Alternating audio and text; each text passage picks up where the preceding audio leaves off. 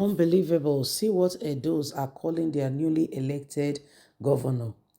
Behold, the agent who committed fraud in Edo's governorship election stole another man's mandate.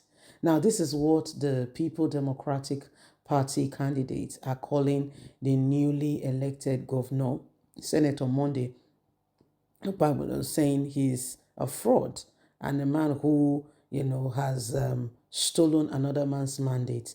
Everyone is watching closely and we are trying to understand how all of this plays out. Nigerians, the days are upon us where truth must become the master of the day.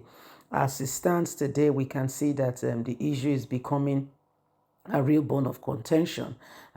Result has been called, yet not everybody is really, truly, sincerely accepting, the result so far.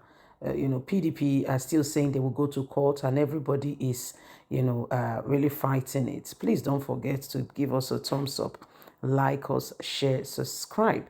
Let's get all the details. The recently concluded Edo governorship election was met with widespread abnormalities, which many people are not happy about.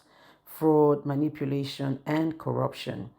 And amidst these growing calls for transparency, several key individuals and institutions have been named as the mastermind behind the manipulation of the electoral process in favor of the All Progressive Congress, APC, Senator Monday Okpebholo, in what many are calling a monkey democracy.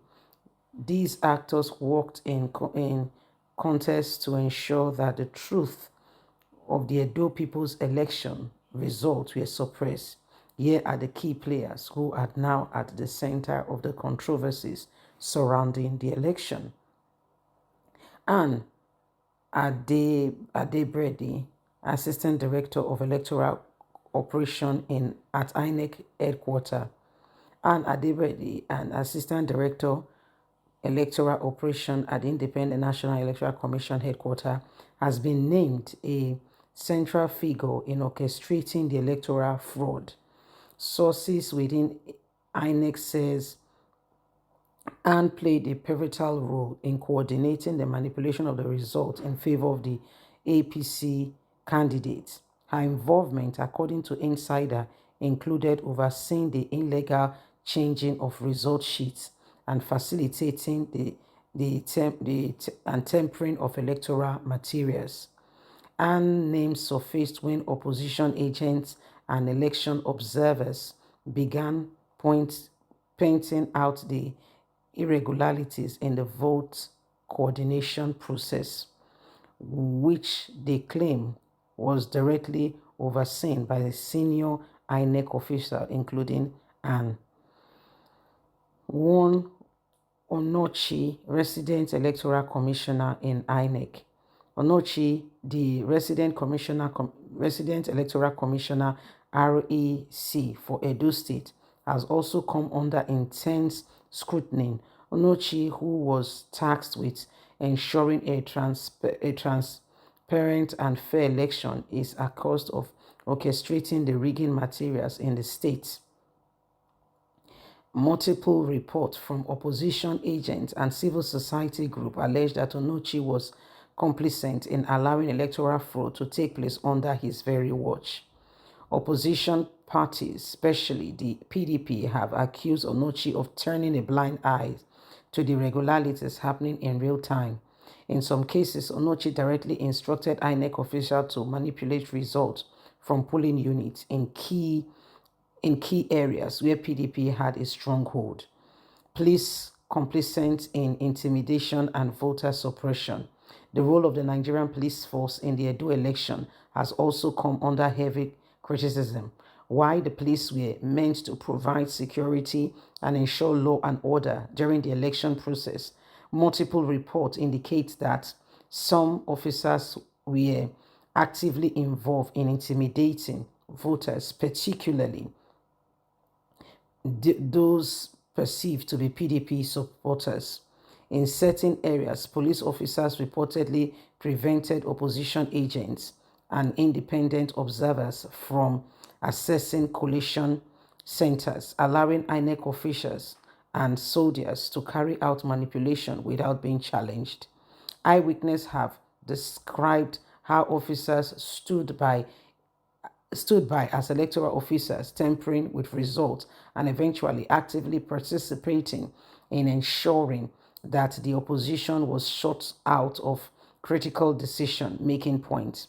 In several local government areas, opposition supporters were reportedly harassed and beaten by the Nigerian police force. This has led to accusation that the police were used as tools of voting suppression and electoral manipulation. Soldiers protection of electoral materials. Perhaps the most shocking of it all were the manipulation allegations involving the role of Nigerian military in election, despite assumption from the Nigerian Defense Staff General Chris Mustafa that soldiers will not interfere in the political process. Numerous reports indicate that soldiers were heavily involved in facilitating the fraud that characterized the election.